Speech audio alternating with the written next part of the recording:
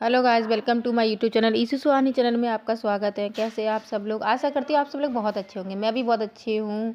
जय माता दी। तबीयत डाउन थी तो आज मैं गई थी सरकारी अस्पताल। वैसे मैं कभी सरकारी अस्पताल से दवाई लेती ही नहीं, मतलब पहले ली हो तो ली, बट अभी तो बहुत दिन से नहीं ली। तो मैं घर वालों ने, मेरी फ्रेंड ने भी कहा कि दवाई सरकारी अस्पताल से ले लो, आराम मिलेगा। तो मैं चली सरकारी अस्पताल अपने बेटे को लेके। ईशू भी गए थे, डॉक्टर को दिखाया। वहाँ पे डॉक्टर ने जो दवाई लिखी तो मैं यहाँ पे मैं दवाई लेने आई, पर यहाँ का माहौल थोड़ा मुझे अजीब सा लगा। जो दवाई दे रहा था ना, वो लड़का ही थोड़ा अजीब सा लगा। तो मैं यहाँ लाइन में लगी थी। मुझे पता भी नहीं ईशू ने जो कब वीडियो बनाई थी। जो मैंने बनाई थी वो तो मैंने बनाई थी, मुझे पता था कि मैंने वीडियो बनाई है। ये बोला कि मम्मी मुझे फ़ोन दे दो, मैं गेम खेलूँगा। मैंने ठीक है, गेम खेल ले। बट हुआ ये कि वो वीडियो बनाई, तो मैंने जब वीडियो देखी तो मैंने कि तुमने इतनी लंबी मतलब वीडियो बनाई, 4 से 5 मिनट यार।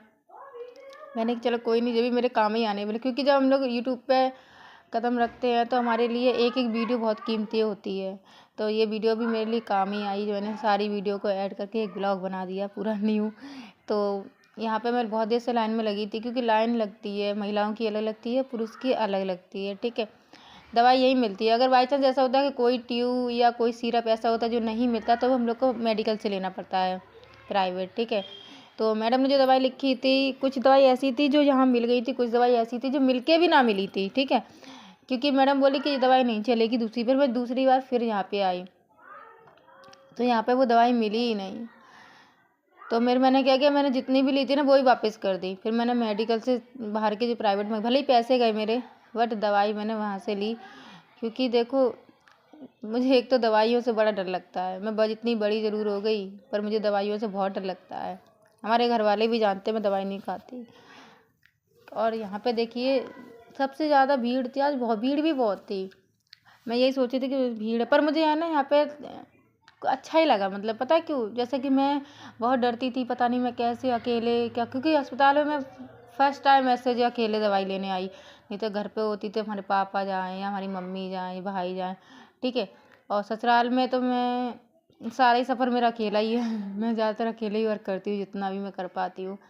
क्योंकि मैं जब अपने मम्मी पापा घर पर थी तो बहुत डरती थी। घर से निकलना ही मेरा डरना ही था एक तरह से। मैं नहीं निकलती थी, बस कोचिंग, कोचिंग से घर, स्कूल, स्कूल से घर, कॉलेज गई तो कॉलेज से घर, इतना ही। और कभी फ्रेंड के घर चली गई तो वो टाइमिंग रहती थी कितने बजे लौटना है घर पे।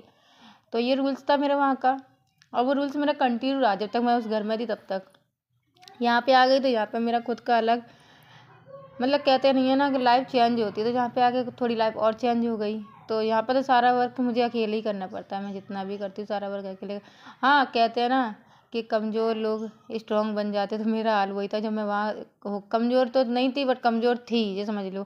क्योंकि मैं डरती थी हर चीज़ों से। वहाँ पे भीड़ में जाने से, कहीं फॉर्म भरने से, कहीं अकेले जाने से, डॉक्टर के जाने से, मतलब पता नहीं क्या पूछ लेंगे, है ना।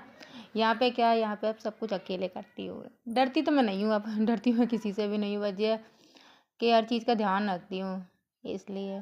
तो यहाँ मैं लाइन पे लगी थी, एक आंटी जी लगी थी, उनका थोड़ा पर्चा डिस्टर्ब था नहीं क्या, तो दवाई उनको आगे जो भैया दे रहे थे वो समझ में नहीं आ रही थी, है ना। तो मैं खड़ी थी, तो मैं भी देख रही थी भैया ऐसा क्या है जिसमें नहीं समझ में आया। तो बार बार एक जो अंदर और भी लड़के लोग खड़े थे कि लो पर्चा ले, मैडम से पूछो जाके। बड़ा झंझट लग रहा था। तो मेरा जब नंबर आया ना, तो मेरी दवाई भी कुछ ऐसी थी, जो मेरी दवाई थी ना, मतलब जो मैडम ने लिखी थी वो तो उसने दी ही नहीं, दूसरी दे दी। तो मैं कह रही थी जो उन्होंने लिखी, मुझे भी नहीं पता थी उस टाइम कि मतलब जो दवाई उसने मुझे दी है वो उसकी है। क्योंकि देखो पेपर सामने है, शख्स सामने दवाई दे रहा है, तो उसको ज़्यादा नॉलेज होगी ना, मुझसे ज़्यादा नॉलेज होगी। तो मैंने भी ज़्यादा ध्यान ही नहीं दिया। जब मैं मैडम को दिखाने गई, मैडम से मैं दिखाने भी नहीं गई, मैं मैडम से इतना पूछने गई थी कि मैडम खाने में मतलब क्या खाएं, ठंडी चीज़ें, गर्म चीज़ें, ऐसी क्या चीज़ें खाएं। बट उन्होंने जब दवाई देखी, मेरी दवाई चेक की, तो बोली ये दवाई है ही नहीं है जो मैंने लिखी है, आप जाके उनसे है ना ये वाली दवाई लीजिए। पर मैं दोबारा गई उनके पास, बट वो दवाई मुझे मिली ही नहीं।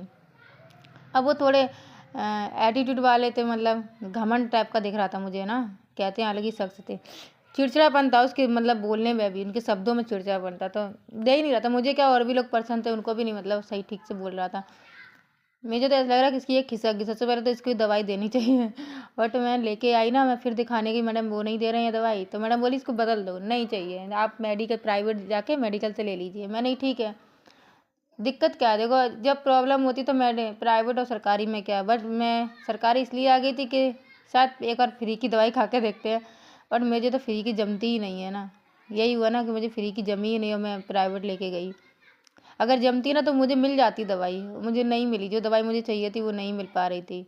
बट मैंने पर्चा ज़रूर में सरकारी था, पर दवाई मेरी प्राइवेट थी सारी। ज़्यादा पैसों की आई, बट कोई बात नहीं, खर्च हो गए। पर मैं सही हो जाऊंगी। मैं थोड़ी बीमार चल रही हूँ, कुछ मेरी गलती से, कुछ समझ ली बीमारी का क्या है यार। तो बस दवाई मैंने यहाँ से लेके मैडम को दिखाने गई थी, तो मैडम ने फिर रिटर्न कर दी। मैं फिर आ गई वहीं पे कि फिर उसको चेंज करो। ऐसे ही चलता रहा, कम से कम आधा घंटा परेशान। मैं बैठ गई, मैंने हटो यार, दवाई का बड़ा झंझट है मतलब यहाँ पर। मैं दवाई 2 बार दिखाई उस लड़के को, तो मैं यहाँ बैठ गई, मैं ईशू करी, ईशू कितना यार। तो ईशू आ गया तो थोड़ा मेरा मन भी अच्छा हो गया। तो मैं अकेले कहाँ ऐसे करती, तो कम से कम उसके फ़ोन पकड़ा दिया, वो फ़ोन चलाने लगा। तब तक मैंने दवाई वगैरह ली। फिर मैं उसको कुछ खिला पिला के भी लाई। बोला तो मम्मी ये क्या है? मैंने कहा माँ है, माँ का टैटू मतलब है ना, हर अस्पताल में मिलता है ये। तो मैं उसको दिमाग घुमा के भी लाई। बोला मम्मी कुछ खिलाओ, तो मैं उसको मोमोज वगैरह खिला के लाई। और पहली बार लेके आई थी, बहुत कम लेके आती हूँ उसे। तो मैं लेके आई, इसको खिला पिला के। मैं बोल भी रही थी देखो ईशू, मैं यहाँ पे है ना दूसरी बार आई हूँ।